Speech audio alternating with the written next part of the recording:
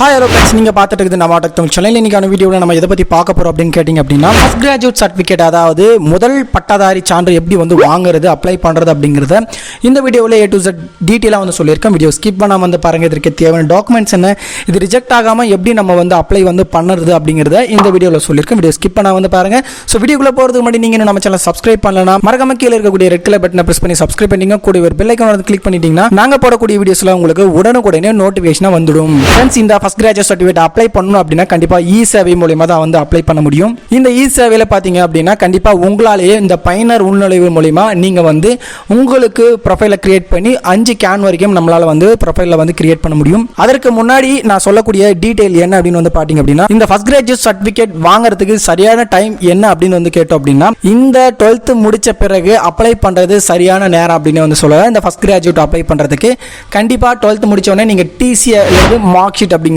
கண்டிப்பாக வந்து இருக்கணும். முதல் விஷயமா யாரெல்லாம் ஃபர்ஸ்ட் கிராஜுவேட் சர்டிஃபிகேட் அப்ளை பண்றதுக்கு எலிஜிபிலிட்டி அப்படின்னு வந்து கேட்டிங்க அப்படின்னா, நீங்க தான் உங்க குடும்பத்துல முதல்ல வந்து டிகிரி வந்து படிக்க போறத மாதிரி வந்து இருக்கணும். உங்களுக்கு கூட பிறந்தவங்க யாருமே வந்து டிகிரி வந்து பண்ணிருக்க கூடாது. ஆனா இதுல வந்து டிப்ளமோ வந்து சேராது. டிப்ளமோ உங்க அண்ணனோ தம்பியோ தங்கச்சியோ படிச்சிருந்தாங்கன்னா கண்டிப்பா வந்து இதுல வந்து நீங்க கண்டிப்பா எலிஜிபிள் வருவீங்க. ஆனா முக்கியமான ஒரு விஷயம் என்ன அப்படின்னு கேட்டீங்க அப்படின்னா, உங்களுடைய அப்பா கண்டிப்பா படிச்சிருக்க கூடாது, அதாவது டிகிரி படிச்சிருக்க கூடாது, அம்மாவும் டிகிரி படிச்சிருக்க கூடாது.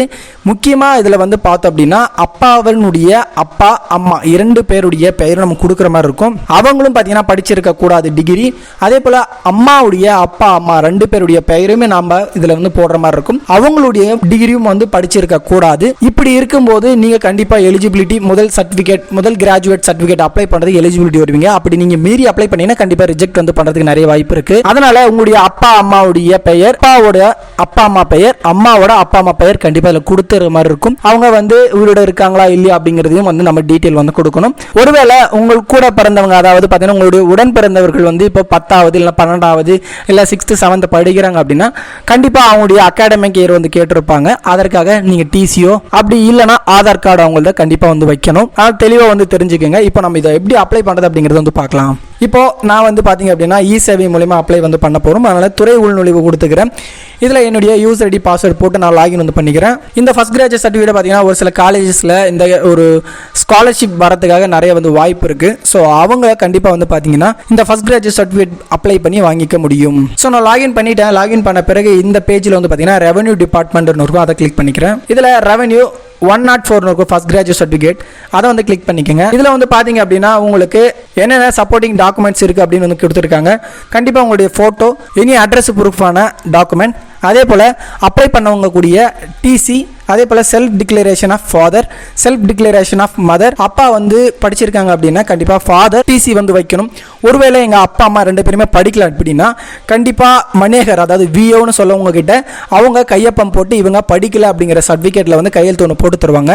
அதை கண்டிப்பாக வாங்கி நீங்கள் அப்லோட் வந்து பண்ணுற மாதிரி வரும். அதில் நீங்கள் அம்மா அப்பா 2 பேர் படிக்காமல் இருக்காங்க அப்படின்னா நீங்கள் 2 பேருக்குமே வந்து பார்த்தீங்க அப்படின்னா படிக்கல அப்படின்னு சொல்லி போட்டுட்டு இந்த டிக்ளரேஷனில் அந்த விஓ கொடுத்த சர்டிஃபிகேட்டை அப்லோட் பண்ணால் உங்களுக்கு ஆட்டோமேட்டிக்காக இந்த சர்டிஃபிகேட் வந்துடும். அதன் பிறகு உங்களுக்கு ஸ்மார்ட் கார்டு இதில் அதன் பிறகு செல்ஃப் டிக்ளரேஷன் வந்து டவுன்லோட் ஆகும். அதையும் கண்டிப்பாக நீங்கள் பிரிண்ட் எடுத்து சைன் பண்ணி அதெல்லாம் நீங்கள் அப்லோட் வந்து பண்ணணும். இதனுடைய ஃபீஸ் வந்து பார்த்தீங்கன்னா 60 ரூபா அப்படின்னு வந்து கொடுத்துருக்காங்க. இப்போ நான் ப்ரொசீட் வந்து கொடுத்துக்கிறேன். இதில் இது வரைக்கும் நான் ஆன்லைனில் எந்த ஒரு இன்கம் சர்டிஃபிகேட், நேட்டிவ் சர்டிஃபிகேட் எதுவுமே பண்ணலை. இப்போ தான் நான் புதுசாக வரேன்னா கண்டிப்பாக ரிஜிஸ்டர் கேன் இருக்கும். அதை வந்து கிளிக் பண்ணி இந்த டீட்டெயிலாம் ஃபில் பண்ணி ரிஜிஸ்டர் வந்து பண்ணுங்க. இப்போதைக்கு நான் கேன் என்கிட்ட இருக்கிறதுனால நான் சர்ச் வந்து பண்ணிக்கிறேன். மொபைல் நம்பர் அல்லது நீங்கள் ஆதார் நம்பரை போட்டு நீங்கள் சர்ச் வந்து பண்ணிக்கலாம். இப்போ என்னோட மொபைல் நம்பரை போட்டு சர்ச் பண்ணதுனால எனக்கு கேன் வந்து கிடச்சிருச்சு. இப்போ நான் இதை செலக்ட் பண்ணிட்டு ப்ரொசீட் வந்து கொடுத்துக்கிறேன். இதில் வந்து ஃபர்ஸ்ட் ஆப்ஷன் வந்து கேட்டிருக்காங்க கிராஜுவேஷன் டீடைல்ஸ் அப்படின்னு.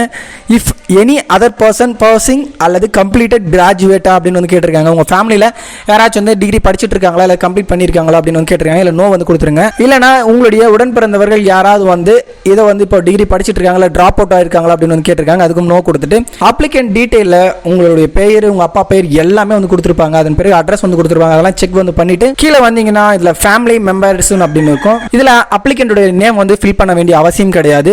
ஆனால் இதில் நீங்கள் என்னென்ன கொடுக்கணும் அப்படின்னு வந்து பார்த்தீங்கன்னா அப்பா அம்மா உங்களுடைய உடன் பிறந்தவர்கள், அதன் பிறகு அப்பாவுடைய அப்பா அம்மா பெயரும் அம்மாவுடைய அப்பா அம்மா பெயரும் இதில் கொடுக்குற மாதிரி வரும். இதில் வந்து கரெக்டாக உங்களுடைய அப்பா பெயர் அம்மா பெயரை வந்து சூஸ் பண்ணிக்கோங்க. அவங்களுடைய ஏஜையும் இதில் வந்து கொடுத்துக்கோங்க. அதன் பிறகு அவங்க படிச்சிருக்காங்களா இல்லையா அப்படிங்கிறதையும் வந்து கொடுத்துருங்க. அதன் பிறகு உறவு முறை என்னன்னு வந்து கேட்டிருக்காங்க. அதன் பிறகு தந்தையின் தந்தை, தந்தையின் தாய், தாயின் தந்தை, தாயின் தாய் அப்படின்னு வந்து கொடுத்துருப்பாங்க. இவங்களுடைய பெயரில் வந்து கொடுத்துட்டு அடுத்து இப்போ அவங்க உயிரோட இருக்காங்களா இல்லையா அப்படிங்கிறதையும் வந்து கொடுத்துருங்க. கொடுத்துட்டு ஆட் அப்படிங்கிறத கொடுத்துருங்க.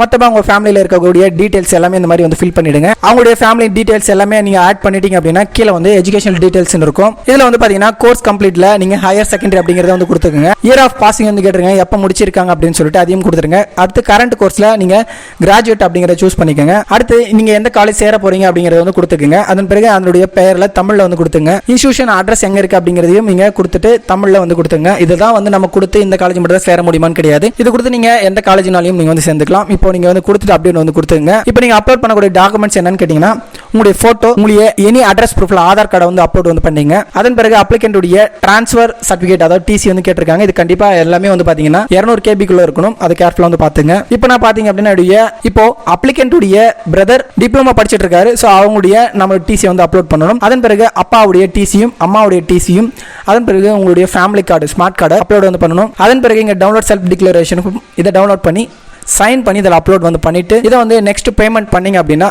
சப்மிட் வந்து ஆகிடும். சப்மிட் ஆகிடுச்சுன்னா உங்களுக்கு ஒப்புகை சீட்டு அப்படின்னு டவுன்லோட் பண்ணிக்கலாம். ஸோ அதை டவுன்லோட் பண்ணி உங்களுடைய ஸ்டேட்டஸை ஈஸியாக வந்து செக் பண்ணணும் அப்படின்னா டிஎன்இ டிஸ்ட்ரிக்டை வந்து சர்ச் பண்ணிக்கோங்க. இதில் அவங்க வெரிஃபை சர்டிஃபிகேட் கொடுத்துங்க. வெரிஃபை சர்டிஃபிகேட் கொடுத்துனா இதில் உங்களுடைய பொய்ச்சுட்டியுடைய நம்பரை வந்து போட்டுட்டு கேப்சர் போட்டு அப்படின்னா சர்ச் வந்து பார்த்தீங்கன்னா உங்களுக்கு சர்டிஃபிகேட் வந்து அப்ரூவ் ஆயிடுச்சுன்னா டவுன்லோட் வந்து பண்ணிக்கலாம். அல்லது என்ன ஸ்டேட்டஸில் இருக்குது அப்படின்னு தெரியணும் அப்படின்னா இந்த அக்னாலஜ்மெண்ட்டில் இங்கே உங்களுடைய டிஎன் நம்பரை போட்டு சர்ச் பண்ணிங்கன்னா அது என்ன ஸ்டேட்டஸ் இருக்குன்னு தெரிஞ்சுக்கலாம்.